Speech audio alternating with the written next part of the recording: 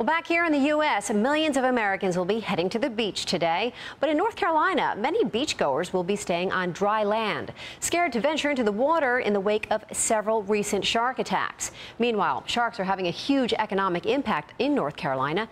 NBC's Gabe Gutierrez has more.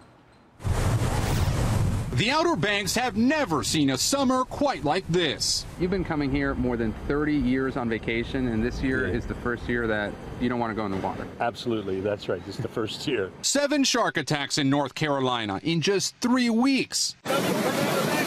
Vacationers on edge after scenes like this. 2 men fishing in Kill Devil Hills reeled in a 6.5-foot shark before releasing it back into the water. We're worried about the water for the first time ever. Beach Patrol out in force today, but posted shark warnings few and far between. I think every year when you come down here, it's certainly a consideration because, after all, they do live out there in that water. So why this year's shark surge? This year, we went from water temperatures that were in the mid-70s to water temperatures that were in the mid to high 80s in the span of about 5 days. What that may have done is actually caused all the sharks that are part of that migration to kind of move up as one big mass. The predators aren't just threatening tourists. They're threatening livelihoods. Local fishermen say the sharks are ruining their catches. You can look and there's 3, 4, 8, 9 sharks because they know that you're going to hook a tuna and then the dinner bells go ring. Glenn Hopkins has been fishing for 35 years, but he's never seen this many partially eaten fish. He captured this shark on an underwater camera. You know, you got the tuna right there, getting ready to gaff, and all of a sudden, out of nowhere, a shark comes up, grabs the whole thing, takes it out of your hand. I would say last month, probably $25,000 out of my pocket that's gone into the sharks' bellies. Tonight, these communities are wondering if the attacks are over or whether there's still anything lurking too close to shore. Gabe Gutierrez, NBC News, Prudence, North Carolina. And joining me now, an expert in sea life, Dr. Jim Gelsleichter, marine biologist with the University of Northern Florida. And first, thank you so much for being here. I want to get your take on this recent string of shark attacks off the coast of North Carolina. What's going on here? Geez, I wish we knew, Dara. This has been a very unusual year for North Carolina. As you've said, we've got 7 attacks in a very short amount of time now. People do have to keep in mind that North Carolina does usually have a fairly high abundance of sharks during this time of year. They often have anywhere from 1 to 5 shark-related injuries on an annual basis, pretty much for the past 2 decades. But this is a very unusual event, and we're not really sure what's going on. We've heard suggestions about the warmer water temperature. That's certainly a possibility.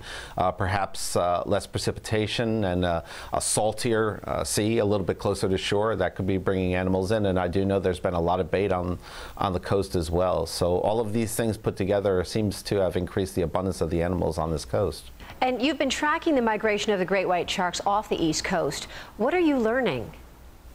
We've learned a lot about the white sharks. The white sharks have always been a very challenging species to work on the U.S. East Coast because they're a very rare species compared to a lot of the sharks that make a living on our coast.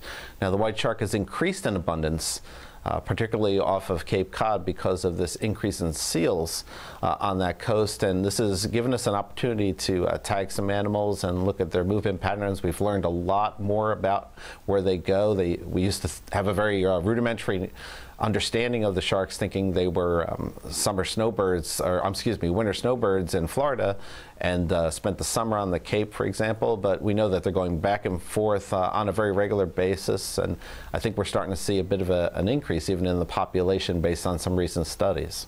You mentioned warmer waters and saltier waters. Is this climate change? Is this what's affecting the sharks off our shores?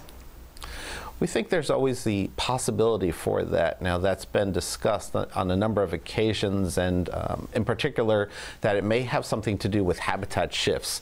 So, for example, in some areas, we may have seen a decline in certain shark species and an increase in others. And the conventional wisdom initially was that maybe the species that was in decline was becoming fished out. Maybe the species that was increasing moved into that area and took over. And I think what we've seen is some habitat shifts where animals have moved in association with some of the changes in climate. Well, Discovery's Shark Week kicks off this weekend, and they face criticism for their dramatic portrayal of the great whites. Does this programming give sharks a bad rap?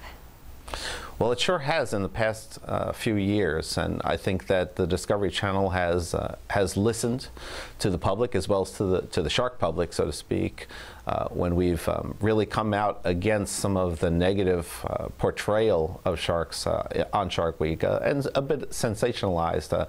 We've really seen some previews on some of the shows that have been coming out. They're a lot more science-based, and that's what really drew a lot of people to study sharks like myself, was that fascination with these animals. Well, Shark Week's always a great week. Let's hope there are no more shark attacks, though. Dr. Gelsleichter, thank you so much for joining us. Absolutely. Thank you, Dara.